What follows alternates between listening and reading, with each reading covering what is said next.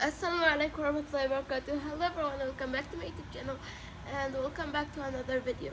As you can see, today is a very beautiful weather and it is also very cold here.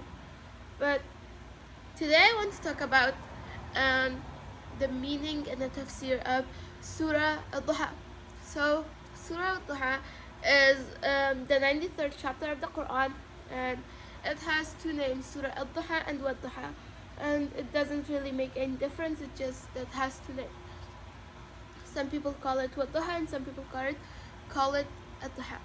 So Allah subhanahu wa ta'ala started with an oath here. Duhaa, I swear by. So wow here is the wow al-qasam, which means Allah subhanahu wa ta'ala started with an oath. And the reason why this surah was revealed was because Prophet Muhammad thought that he was dismissed and Allah subhanahu wa ta'ala has said goodbye to him. But Allah subhanahu wa ta'ala didn't, and he sent this surah to tell him that you are not dismissed and I have not said goodbye to you. So let me tell you why Prophet Muhammad thought that he was dismissed and Allah subhanahu wa ta'ala has said goodbye to him. So every night Prophet Muhammad would wake up and pray tahajjud. And even the enemies of Islam and the enemies of Prophet Muhammad his neighbors, the walls in that time weren't soundproof, so they could hear it. Like if they were next to each other, they would hear what the other person was doing and saying. So the neighbors and the enemies of Islam would come and listen to the Quran, which Prophet Muhammad was reciting. Even though they were the enemies of Islam, they couldn't handle it but to come and listen to the Quran because it was so beautiful and relaxing. So a few nights Prophet Muhammad he did not pray tahajjud because he was sick. And when those enemies of Islam and the enemies of Prophet Muhammad they would come and they would see and hear that Prophet Muhammad wasn't there and he wasn't praying. And one day when Prophet Muhammad was passing by, a woman said, "Ya Muhammad, your shaitan must have been released too." And that word was spreading everywhere in the Quraysh. So Prophet Muhammad was worried because the other people were saying, "Oh, his God said goodbye to him. Oh, he's dismissed. He's not a prophet anymore." So that's why he was worried that Allah subhanahu wa ta'ala would said goodbye to him or dismissed him, and also because the revelation paused here.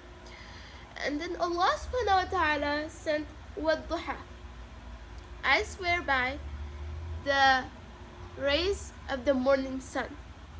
So if you can picture this, it is a picture of beauty, hope, and calm. Like it's a very beautiful meaning that you could picture.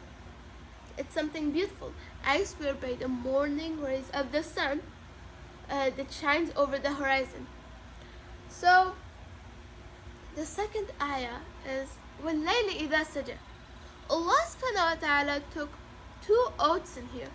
And what could be so important that Allah subhanahu wa ta'ala took two oaths here? The first oath was وَالضُّحَى. The second one is وَاللَّيْلِ إِذَا سَجَى. So Allah subhanahu wa ta'ala says وَاللَّيْلِ إِذَا سَجَى. And I also swear by the night that it's Sajah. So many scholars and some Arabs refer this Sajah as Sajah al-Bahr. So Sajah al-Bahr refers to a night that is calming. Like imagine when you're in the middle of the ocean in a boat and you see the full moon and the water is still and it's calming. So basically Allah subhanahu wa ta'ala swears by the night when it's calm and calm and beautiful. So let me tell you what is the similarities in here. So the first one is about the morning and brightness, right? So who is spoken about? Prophet Muhammad sallallahu alaihi wasallam. He was the nur in this world. He brought the nur that casting away the darkness of the night. And again, what was so important that Allah subhanahu wa ta'ala took two oaths for it? And then Allah subhanahu wa ta'ala brings ما ودعك ربك وما قلى, that your master, O Muhammad, has not dismissed you, nor did he said goodbye to you.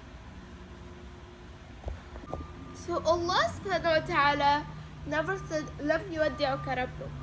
This would refer that your Lord doesn't have not said goodbye to you.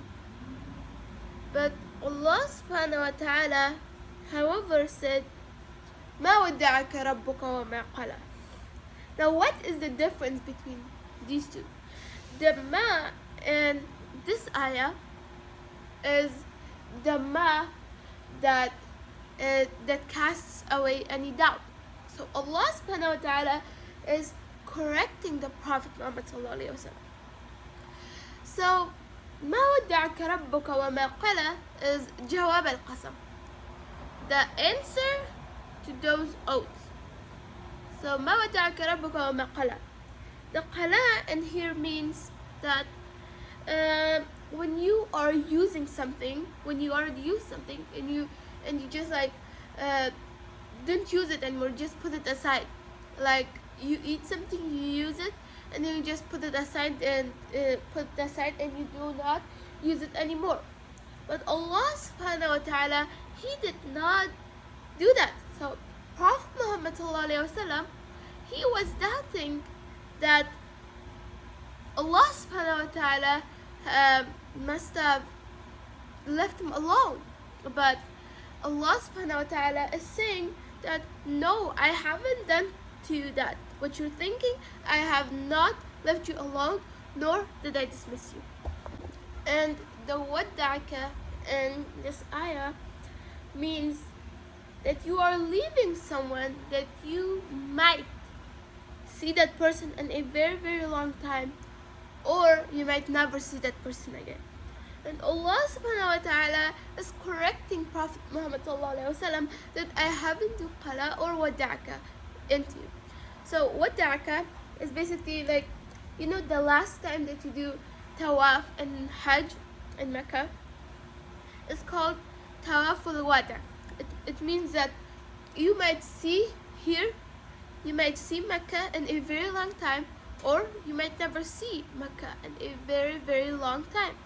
So Allah subhanahu wa ta'ala is saying, I haven't done any of this to you.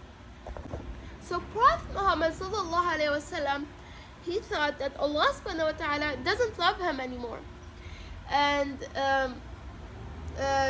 he left him alone, that he's not a prophet anymore. But the same way shaitan takes advantage of us. We all make mistakes, and when we have to make istighfar and repent to Allah subhanahu wa ta'ala. But at that time, shaitan comes to our hearts and say, do not repent. Your God will not accept your prayers. He will not forgive you. In fact, Allah subhanahu wa ta'ala loves us, and that is what we should learn from this surah, and be positive about Allah subhanahu wa ta'ala. And thank you so much for watching this video, and wait for the part 2. Inshallah, it will come, and we will continue the rest of the surah. And assalamu alaikum. Bye.